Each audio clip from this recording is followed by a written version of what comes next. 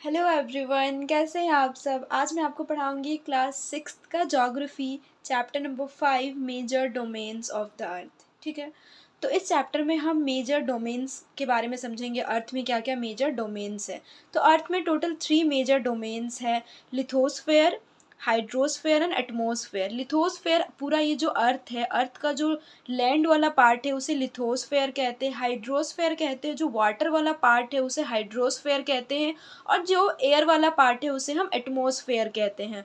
और ऐसा जोन, मतलब ऐसा जोन जहाँ पे ये तीनों पाया जाता है, जो तीनों प्रेजेंट होते हैं, उसे हम बायोस्फेयर कहते हैं। ठीक है, मतलब जैसे इंडिया में ये तीनों है, मतलब एक जगह है वहाँ पे लैंड भी है, लिथोस्फेयर भी है, वहाँ वाटर भी है और एटमॉस्फेयर भी है। तो उस एरिया को, उस रीजन को क्या कहेंगे हम, बायोस्फेयर। ठीक है, तो चलिए लिथोस्फेयर को समझने से पहले पहले हम एक बार इसको समझ लेते हैं, क्योंकि आगे अभी ये कॉन्सेप्ट आने वाला है। तो ये पूरा हमारा अर्थ है। अर्थ में एक इक्वेटर है, इमेजनरी लाइन है, इक्वेटर 0 डिग्री। ठीक है, इक्वेटर के जस्ट ऊपर है एक ट्रॉपिक ऑफ कैंसर। ये जो लाइन है उसे हम कहते हैं ट्रॉपिक ऑफ कैंसर। ये अर्थ है, अर्थ के ऊपर नॉर्थ पोल है, यहाँ पे साउथ पोल है। इसे ट्रॉपिक ऑफ कैंसर कहते हैं और इसे ट्रॉपिक ऑफ कैप्रिकॉर्न कहते हैं। और नॉर्थ पोल के जस्ट यहाँ पे इसे आर्टिक सर्कल कहते हैं और इसे अंटार्कटिक सर्कल कहते हैं। तो अगर आपको ये समझ आ गया तो आगे हम बढ़ते हैं। चलिए, तो सबसे पहले हम समझेंगे लिथोस्फेयर को। तो जो सॉलिड पोर्शन है हमारे अर्थ में, जो लैंड वाला पोर्शन है, उसे हम लिथोस्फेयर कहते हैं। लिथोस्फेयर, लिथो मीन्स लैंड वाला, स्फेयर, लिथोस्फेयर। ठीक है, तो लिथोस्फेयर में दो चीज़ मेनली आता है, एक होता है कॉन्टिनेंट्स, एक होता है ओशियन बेसिन। ठीक है, ओशन बेसिन्स भी समझेंगे और कॉन्टिनेंट भी समझेंगे। अब कॉन्टिनेंट क्या होता है, तो जो लार्ज लैंड मास एरिया होता है उसे कॉन्टिनेंट कहते हैं। अब आप कहोगे कि ओशन तो लैंड में नहीं आता है। देखिए, ओशन में पानी है, तो जैसे ये लैंड है, ये लैंड हो गया, ये हो गया कॉन्टिनेंट, और यहाँ हो गया ओशियन। तो ये ओशियन है, तो यहाँ कहीं ना कहीं नीचे जाकर लैंड तो मिलता होगा ना। ऐसा नहीं ना कि पूरा ओशियन ही है, पूरा पानी ही है। ओशियन में भी कहीं ना कहीं लैंड है ही। तो लैंड के टोटल दो पोर्शन है, एक है कॉन्टिनेंट्स। तो टोटल हमारे पास कितने कॉन्टिनेंट्स है, हमारे पास टोटल 7 कॉन्टिनेंट्स है। ठीक है, तो 7 कॉन्टिनेंट्स को आपको याद करना है। एक है Asia, Africa, Europe, north America, south America, Australia, Antarctica. देखिए, ये अगर अर्थ है तो आप यहाँ पे समझोगे तो यहाँ देखिए, यहाँ पे है एशिया कॉन्टिनेंट, यहाँ पे यूरोप कॉन्टिनेंट, यहाँ पे north America, south south America, यहाँ पे अफ्रीका, और यहाँ पे ऑस्ट्रेलिया, और यहाँ पे अंटार्कटिका। मतलब जो ये पूरा अर्थ है वो लैंड में बटा हुआ है, 7 कॉन्टिनेंट्स लैंड में डिवाइड है। ठीक है, और ओशन बेसिन्स क्या है, जो ह्यूज वाटर बॉडीज है उसे हम ओशन बेसिन्स कहते हैं। तो हमारे पूरे अर्थ में हर जगह ओशियन है, और ओशियन, जितने भी सारे ओशियंस है वो एक दूसरे से कनेक्ट है। ऐसा तो नहीं है कि एशिया का एक अलग ओशन है, फिर यूरोप का एक अलग है, फिर अफ्रीका का एक अलग है, अंटार्कटिका का अलग है। ऐसा बिल्कुल नहीं है। जितने भी ओशंस है, आप देखते होंगे अपने शहर में कि जितने भी रिवर्स होते हैं वो एक दूसरे से कनेक्ट होते हैं। उसी तरह जितने भी ओशियंस है, सी है, वो एक दूसरे से कनेक्ट है। ठीक है, तो हमारे पूरे अर्थ में सबसे हाईएस्ट पीक माउंट एवरेस्ट है। मतलब सबसे ऊंचा, सबसे ज़्यादा ऊंचा कौन सा पीक है, माउंट एवरेस्ट है। कितना है, 8,848 मीटर अबव सी लेवल से। अब सी लेवल क्या है इसको भी समझिए। जैसे कि इसको मैं बताती हूँ, जैसे अगर आप यहाँ से काउंट कर रहे हो तो ये सी लेवल नहीं हुआ। अगर आप यहाँ, जैसे यहाँ पे माउंट एवरेस्ट है, और अगर आप यहाँ से काउंट कर रहे हो, ये पूरा माउंट एवरेस्ट है। ठीक है, तो अगर आप यहाँ से काउंट कर रहे हो तो ये सी लेवल बिल्कुल नहीं हुआ। सी लेवल यहाँ से काउंट करेंगे तो होगा। ठीक है, मतलब हम सी के लेवल से काउंट करें, मतलब यहाँ तक पूरा, ये पूरा सी है, और सी का जो लैंड है सबसे नीचे जाकर, अगर जहाँ पे हमको लैंड मिलेगा, अगर हम वहाँ से उसे काउंट करेंगे, उसे मेज़र करेंगे, काउंट नहीं कहेंगे, यहाँ पे मेज़र करेंगे। जैसे कि यहाँ एलिवेटेड मेज़र, हम सी से सबसे नीचे जाएंगे ओशंस के, और एकदम ज़ीरो से मेज़र करेंगे, उसे हम क्या कहेंगे, अबव सी लेवल, सी लेवल से। सबसे हाईएस्ट पीक कौन सा है, माउंट एवरेस्ट। ठीक है, कितना ऊंचा है वो भी आपको याद कर लेना। सबसे डेप्थ कौन सा है, देखिए सबसे डेप्थ अगर हम जाएंगे पूरे अर्थ में तो वो मरियाना ट्रेंच है। मरियाना ट्रेंच पैसिफिक ओशन में है। ओशन में पढ़ाऊंगी मैं आपको कितने सारे ओशंस है। ठीक है ना, तो पैसिफिक ओशन में सबसे गहराई कौन सा रीजन है, उसे मरियाना ट्रेंच कहते हैं। वो है 11,022। ओके, तो चलिए एक एक करके हम सारे कॉन्टिनेंट्स को समझते हैं। तो सबसे पहले हम पढ़ेंगे हमारा कॉन्टिनेंट एशिया के बारे में, जहाँ पे इंडिया है। ठीक है, तो एशिया सबसे लार्जेस्ट कॉन्टिनेंट है। ये आपको एग्जाम में आ सकता है कि एशिया के बारे में बताओ कि क्या क्या स्पेशलिटी है। तो एशिया सबसे लार्जेस्ट है और पूरे अर्थ का 1/3 लैंड कौन कवर करके रखा है? एशिया। एशिया ईस्टर्न हेमिस्फेयर में, देखिए अब हेमिस्फेयर क्या होता है ये भी समझा देती हूँ मैं आपको। ये देखिए इक्वेटर, और यहाँ पे एक होता है इमेजिनरी लाइन, इधर भी होता है, यहाँ पे भी, ठीक है। तो ये हो गया नॉर्थ हेमिस्फेयर, ये हो गया साउथ हेमिस्फेयर। उसी तरह ये हो गया ईस्ट हेमिस्फेयर, ये हो गया वेस्ट हेमिस्फेयर। तो यहाँ पे इंडिया है, तो इंडिया कहाँ पे आ गया? ईस्टर्न हेमिस्फेयर में, ठीक है। तो एशिया कहाँ पे है? ईस्टर्न हेमिस्फेयर में एशिया कॉन्टिनेंट से, और एशिया कॉन्टिनेंट के अंदर इंडिया है। आप कंफ्यूज नहीं होना है आपको। यूरोप के अंदर ब्रिटेन है, यूरोप के अंदर फ्रांस है, यूरोप के अंदर इटली है, ये आपको समझना है, कंफ्यूज नहीं होना है, ठीक है। यूएसए कोई कॉन्टिनेंट नहीं है, नॉर्थ अमेरिका एक कॉन्टिनेंट है, उसके अंदर यूएसए कंट्री है, ठीक है ना। तो टोटल जो हमारा अर्थ है वो इतने हिस्सों में बटा हुआ है, इतने लैंड में बटा हुआ है, इतने सारे कॉन्टिनेंट्स के अंदर बहुत सारे कंट्रीज है, ठीक है। एशिया से क्या गुजरता है? ट्रॉपिक ऑफ कैंसर पास होता है। देखिए यहाँ पे एशिया कॉन्टिनेंट है, यहाँ पे एशिया कॉन्टिनेंट है, तो आप देखिए मैं ट्रॉपिक ऑफ कैंसर है यहाँ पे, और यहीं पे एशिया कॉन्टिनेंट है। तो एशिया कॉन्टिनेंट से कौन सा पास होता है? ट्रॉपिक ऑफ कैंसर पास होता है, ठीक है। और एशिया सेपरेटेड फ्रॉम यूरोप उसे यूराल माउंटेन से। देखिए अब यहाँ पे एशिया है और इसके जस्ट सामने यहाँ पे यूरोप है, और इसको सेपरेट कौन करता है? एक यूराल माउंटेन है जिसको सेपरेट करता है, किसको? यूरोप कॉन्टिनेंट को और एशिया कॉन्टिनेंट को यूराल माउंटेन अलग करता है, ठीक है। और जहाँ पे जो यूरोप और एशिया जो लैंड मास है, जैसे कि ये लैंड मास हुआ, ये हो गया एशिया कॉन्टिनेंट, ये हो गया यूरोप कॉन्टिनेंट। तो जहाँ पे ये लैंड मास एक है, जहाँ पे मिलता है कंबाइनली, उसे हम क्या कहते हैं? यूरेशिया। चलिए एशिया हो गया, अब हम यूरोप पढ़ेंगे। यूरोप एशिया से छोटा है, यूरोप बहुत छोटा कॉन्टिनेंट है, सबसे छोटा नहीं है पर एशिया के कंपैरिजन में यूरोप छोटा कॉन्टिनेंट है। ये कहाँ पे है? ये एशिया के वेस्ट में है, मतलब अगर यहाँ पे एशिया कॉन्टिनेंट है उसके वेस्ट में, ये वेस्ट, एशिया के वेस्ट में है यूरोप कॉन्टिनेंट। आर्टिक सर्कल पास होता है यूरोप कॉन्टिनेंट से, ये आपको याद करना होगा, ठीक है। और ये जो यूरोप कॉन्टिनेंट है इस तीनों साइड से वाटर से घिरा हुआ है, मतलब यूरोप कॉन्टिनेंट का 4 साइड होता होगा ना, कोई भी एक जगह का 4 साइड होता है। तो यूरोप के नॉर्थ में यूरोप मतलब यूरोप तीनों तरफ से, देखिए यहाँ पे यूरोप है, मैं आपको समझाती हूँ, ठीक है। और यहाँ पे है एशिया, फॉर सपोज यहाँ पे एशिया है, ठीक है। अच्छा ड्राइंग नहीं है पर फिर भी, ठीक है। तो ये ईस्ट तो हो गया, ईस्ट में तो ओशन नहीं है यूरोप में, ठीक है ना। लेकिन यूरोप का नॉर्थ, वेस्ट और साउथ, ये तीनों साइड से घिरा हुआ है वाटर से, ठीक है। ये बताना चाह रही थी मैं। अब हम पढ़ेंगे अफ्रीका के बारे में। अफ्रीका सेकेंड लार्जेस्ट कॉन्टिनेंट है आफ्टर एशिया, ठीक है ना। 0 डिग्री इक्वेटर पास होता है अफ्रीका से, एशिया से नहीं होता, एशिया से सिर्फ ट्रॉपिक ऑफ कैंसर पास होता है, ठीक है, ठीक है। और अफ्रीका से क्या पास होता है? 0 डिग्री इक्वेटर जो सबसे बीच में आता है। और भी क्या क्या पास होता है? ट्रॉपिक ऑफ कैंसर पास होता है, ट्रॉपिक ऑफ कैप्रिकॉर्न, इक्वेटर, और ये तीनों पास होता है अफ्रीका से। तो ये आपके एमसीक्यू क्वेश्चन बन सकता है कि कौन सा ऐसा कॉन्टिनेंट है जहाँ से ये तीनों क्रॉस होता है, tropic of cancer, tropic of capricorn और इक्वेटर तीनों पास होता है। वो कॉन्टिनेंट कौन सा है? अफ्रीका। वर्ल्ड का लार्जेस्ट हॉट डेजर्ट यहीं पे है, सहारा डेजर्ट। कहाँ पे है? सहारा डेजर्ट वर्ल्ड का लार्जेस्ट हॉट डेजर्ट है, और ये अफ्रीका कॉन्टिनेंट में है। और वर्ल्ड का लार्जेस्ट रिवर नहीं, वो तो अमेजोन रिवर है। वर्ल्ड का लॉन्गेस्ट रिवर नाइल नदी, जो नील नदी हिंदी से कहा जाता है, वो नाइल नदी, वो भी अफ्रीका में है। तो ये दो भी एमसीक्यू के लिए आपका इंपॉर्टेंट है, ठीक है। अब पढ़ेंगे नॉर्थ अमेरिका को, ठीक है। नॉर्थ अमेरिका ऊपर हो गया, साउथ अमेरिका नीचे हो गया। थर्ड लार्जेस्ट है, मतलब एशिया, उसके बाद अफ्रीका, उसके बाद उसके बाद का सबसे बड़ा कॉन्टिनेंट कौन सा हो गया? North America. ये लिंक है साउथ अमेरिका से, देखिए ये है नॉर्थ अमेरिका और ये है साउथ अमेरिका।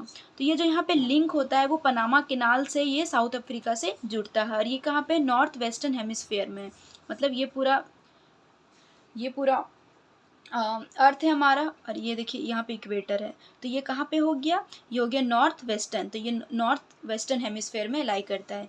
3 ओशन सराउंडेड है इससे भी वही कहानी है। अटलांटिक ओशन, देखिए अटलांटिक ओशन, यहाँ पे अटलांटिक ओशन, फिर यहाँ पे अटलांटिक ओशन, और यहाँ पे आर्टिक, ठीक है। तो 3 ओशंस इससे सराउंडेड है, कौन सा कॉन्टिनेंट से? North America, sorry. Sorry, 3 ocean जो सराउंडेड है वो है, एक अटलांटिक ओशन, एक है पैसिफिक ओशन, एक है आर्टिक ओशन, ठीक है। तो ये 3 ओशन सराउंडेड किससे है? नॉर्थ अमेरिका से। अब हम पढ़ेंगे साउथ अमेरिका को। साउथ अमेरिका साउथ हेमिस्फीयर में है। इससे क्या कि कौन सा 2 ओशन सराउंडेड है? एक है अटलांटिक, एक है पैसिफिक, ठीक है। तो अटलांटिक ओशन इसके सामने है और पैसिफिक ओशन से। और वर्ल्ड का सबसे लॉन्गेस्ट माउंटेन रेंज यहीं पे है, एंडेस। एंडेस वर्ल्ड का सबसे लॉन्गेस्ट माउंटेन रेंज है जो साउथ अमेरिका में लाई करता है। वर्ल्ड का सबसे लार्जेस्ट रिवर अमेजोन रिवर भी कहाँ पाया जाता है? साउथ अमेरिका कॉन्टिनेंट में। अब हम पढ़ेंगे ऑस्ट्रेलिया। ऑस्ट्रेलिया सबसे छोटा कॉन्टिनेंट है, सबसे स्मॉलेस्ट कॉन्टिनेंट है। सबसे बड़ा कौन सा है? एशिया। और सबसे छोटा कौन सा है? ऑस्ट्रेलिया। ये साउथ हेमिस्फीयर में है। और ये ऑस्ट्रेलिया के चारों साइड ओशंस है, ठीक है। ऑल साइड कवर है ओशन से, इसीलिए इसे कहते हैं आइलैंड कॉन्टिनेंट। तो ये भी आपके एमसीक्यू में आ सकता है कि कौन सा ऐसा कॉन्टिनेंट है जिसे आइलैंड कॉन्टिनेंट कहा जाता है। तो आप याद रखिएगा कि ऑस्ट्रेलिया के चारों ओर ओशन से, इसीलिए इसे आइलैंड कॉन्टिनेंट कहा जाता है। Now Antarctica.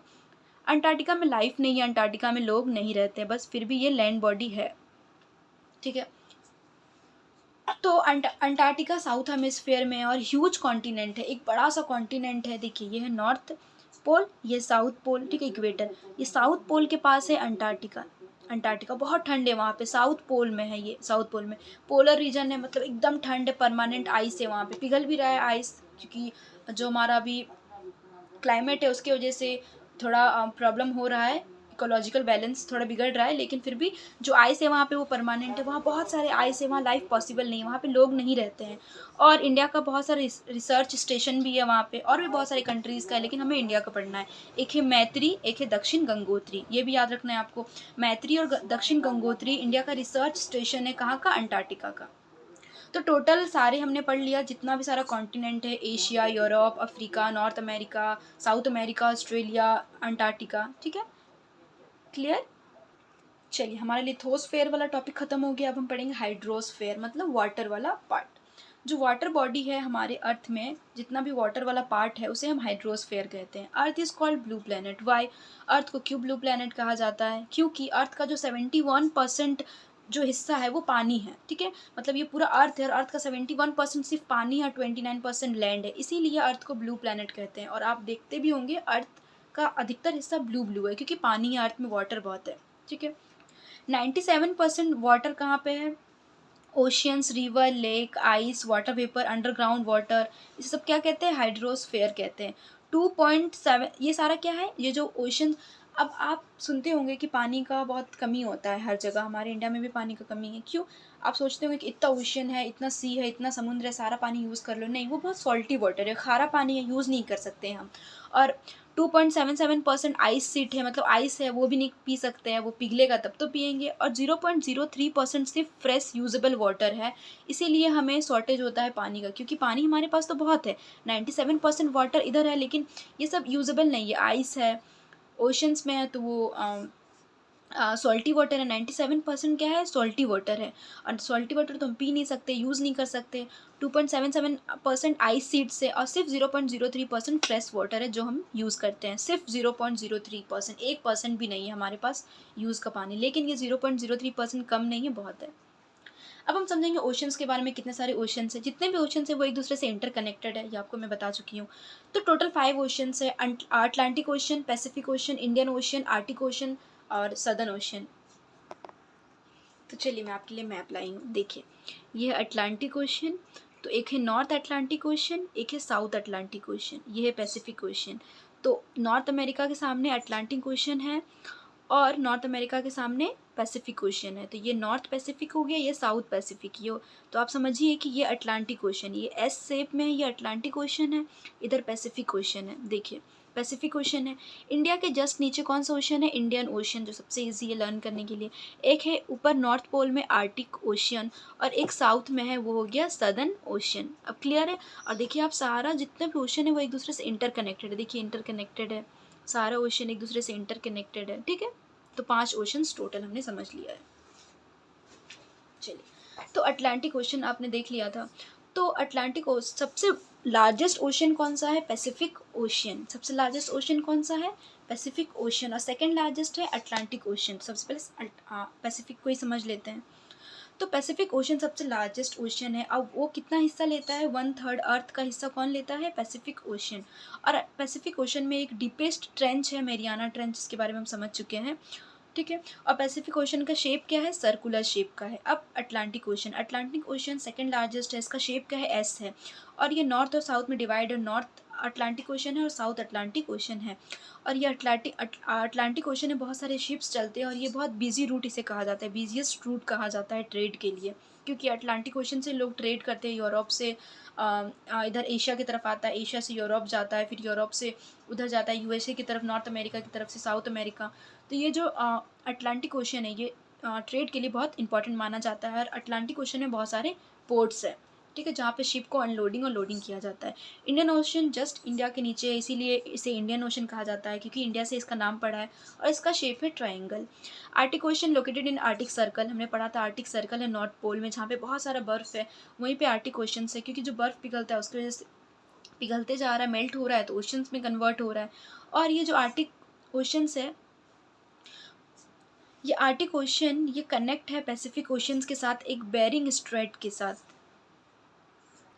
मतलब कि ऊपर में आर्टिक ओशन है और नीचे, मैं एग्जांपल में बता रही हूँ कि ऊपर ये आर्टिक ओशन है और नीचे क्या है, पैसिफिक ओशन। ये कौन सा स्ट्रेट इसको कनेक्ट करता है, एक बेरिंग स्ट्रेट है एक लैंड की तरह, उसे ये कनेक्ट करता है, ये भी याद कर लीजिएगा। सदर्न ओशन अंटार्कटिका हमने पढ़ा था, सदर्न कॉन्टिनेंट है अंटार्कटिका, जहाँ पे लाइफ नहीं है। तो 60 डिग्री साउथ लैटिट्यूड में क्या है, सदर्न ओशंस है, ठीक है। जस्ट अंटार्कटिका नीचे है, अंटार्कटिका के जस्ट सामने यहाँ पे क्या है, सदर्न ओशन, ठीक है। तो इसी ओशंस में 3 मूवमेंट्स होते हैं। ओशंस में आपको पता है वेव होता है, लहर होता है, बड़ी बड़ी टाइड होता है, ठीक है, ओशन करेंट्स होता है। अभी आप घबराइए मत, इसको मैं आगे फर्दर चैप्टर में एक्सप्लेन करूँगी। अभी आप बस इतना याद रखिए कि ओशन में 3 मूवमेंट्स होता है, वेव, टाइड और ओशन करेंट्स। चलिए, लिथोस्फेयर भी हो गया, हाइड्रोस्फेयर भी। अब एटमॉस्फेयर क्या होता है, लेयर ऑफ गैसेस, मतलब बहुत सारे गैसेस का लेयर होता है, उसे हम एटमॉस्फेयर कहते हैं। और ये जो एटमॉस्फेयर वाला लेयर ऑफ गैसेस है वो हमें किससे प्रोटेक्ट करता है, हार्मफुल सन रेज से प्रोटेक्ट करता है। अब देखिए, तो पूरा एटमॉस्फेयर में हमारा जितना भी एटमॉस्फेयर है, एयर का जो कंपोनेंट है, उसमें 78% नाइट्रोजन है, ठीक है ना, 21% ऑक्सीजन है, उसके बाद अदर जो 1% है वो आर्गन है, ठीक है ना, और कार्बन डाइऑक्साइड है, आर्गन, नियॉन, ये सारे अदर अदर गैसेस है। लेकिन सबसे ज़्यादा क्या है, नाइट्रोजन, और 21% क्या है, ऑक्सीजन, ये याद रखिएगा आप। तो हमारे एटमॉस्फेयर में टोटल कितना लेयर है, ट्रोपोस्फेयर सबसे पहला लेयर सबसे नीचे का, उसके बाद स्ट्रेटोस्फेयर, मेसोस्फेयर, थर्मोस्फेयर और एग्जोस्फेयर। तो चलिए हम समझ लेते हैं नाइट्रोजन, कार्बन डाइऑक्साइड, ऑक्सीजन का क्या काम है। तो नाइट्रोजन का पता है कि वो लिविंग ऑर्गेनिज्म को हेल्प करता है ग्रो होने में। ऑक्सीजन तो बहुत वेरी वेरी इंपॉर्टेंट है हमारे लिए, ऑक्सीजन के बिना तो हम होंगे ही नहीं। और कार्बन डाइऑक्साइड का होता है कि वो क्या होता है, कार्बन डाइऑक्साइड जो एयर है, वो जो गैस है, उसे क्या करता है, अर्थ क्या करता है, अपने में एब्जॉर्व कर लेता है। एब्जॉर्व करने की वजह से ही हमें हीट मिलता है, इसीलिए एक वार्म प्लानट है हमारा, ठीक है ना। हमारा जो ये प्लानट है, अर्थ है, ये बहुत वार्म प्लानट है। क्यों? क्योंकि यहाँ पे कार्बन डाइऑक्साइड, और कार्बन डाइऑक्साइड अर्थ अपने आप अपने में एब्जॉर्व कर लेता है, इसीलिए ये एक वार्म प्लानट है। और प्लांट्स के ग्रोथ के लिए भी कार्बन डाइऑक्साइड इज़ इम्पॉर्टेंट। अब देखिए, जितना भी लेयर है, ये पांचों लेयर याद कर लीजिएगा। सबसे सबसे first layer, last layer important होता है। तो सारा लेयर क्या है, सब में अलग अलग टेम्परेचर होगा। ट्रोपोस्फेयर में टेम्परेचर कुछ और होगा, स्ट्रेटोस्फेयर में कुछ और होगा। और इसका पूरा हाइट कितना है, 1600 किलोमीटर हाइट है पूरा एटमॉस्फेयर का, ठीक है। सारे लेयर में अलग टेम्परेचर होगा, अलग डेंसिटी होगा। और जैसे आप ऊपर जाइएगा वैसे वैसे एयर का डेंसिटी कम होती जाएगा। यहाँ पे एयर का डेंसिटी ज़्यादा होगा, ऊपर जाएगा एयर का डेंसिटी कम होगा, कम होगा, कम होगा। जैसे सबसे ऊपर जाएगा वहाँ पे सबसे कम होगा एयर का डेंसिटी। इसीलिए कहा जाता है कि जैसे सबसे ऊपर जाइएगा तो वहाँ पे लोग मूव नहीं कर पाते हैं ऐसे हवा में, मतलब अपने आप को मतलब मूव नहीं करा पाते हैं खुद से, ठीक है।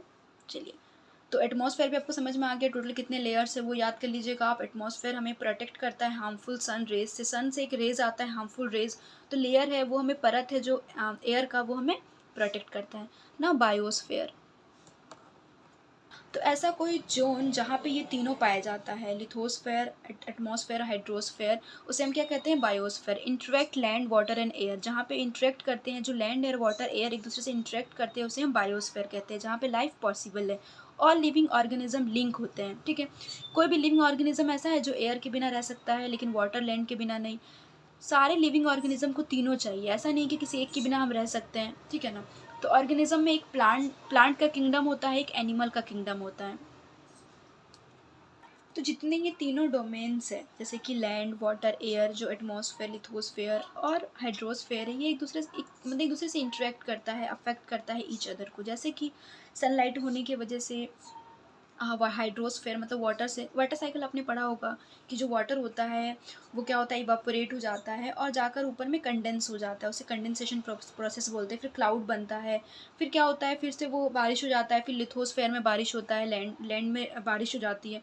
तो इसी तरह प्रोसेस चलते रहता है, वाटर साइकिल है। तो देखिए, अगर हाइड्रोस्फेयर नहीं होगा तो क्या वाटर साइकिल होगा? पानी नहीं होगा तो वाटर साइकिल होगा? नहीं। एटमॉस्फेयर नहीं होगा तो क्या सनलाइट नहीं होगा तो वाटर साइकिल होगा? बिल्कुल नहीं होगा। मतलब ये तीनों एक दूसरे से कनेक्ट है, और कोई भी एक डोमेन अगर नहीं होगा तो लाइफ पॉसिबल नहीं है। अगर हमारे पास लैंड है और पानी है लेकिन एटमॉस्फेयर नहीं है तो हम कैसे रहेंगे? एयर नहीं है, हम नहीं रह सकते। अगर एटमॉस्फेयर है, हाइड्रोस्फेयर है, लैंड नहीं, हम कहाँ रहेंगे? पानी में तो रहेंगे नहीं हमेशा। और हमारे पास इन ये दोनों है तो ये नहीं है तो हम नहीं रह सकते। मतलब तीनों हमारे लिए ज़रूरी है, और कोई एक भी नहीं होगा तो लाइफ पॉसिबल नहीं है।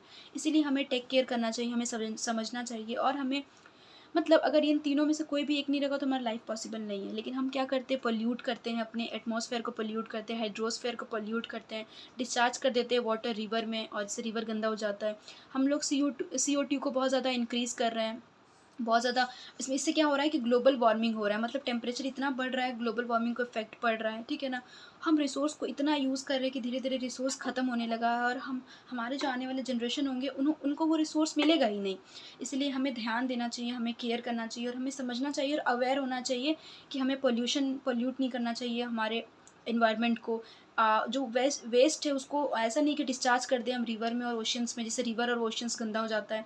और हमारे CO2 बढ़ने की वजह से क्या हो रहा है, ग्लोबल वार्मिंग हो रहा है, मतलब जो अर्थ का टेम्परेचर है वो बहुत ज़्यादा गर्म हो रहा है, जो हमारे लिए बिल्कुल सही नहीं है, ठीक है। तो आज के लिए इतना ही, मिलते हैं नेक्स्ट चैप्टर। बाय, जय Hind. Please do subscribe my channel and share my videos with your friends.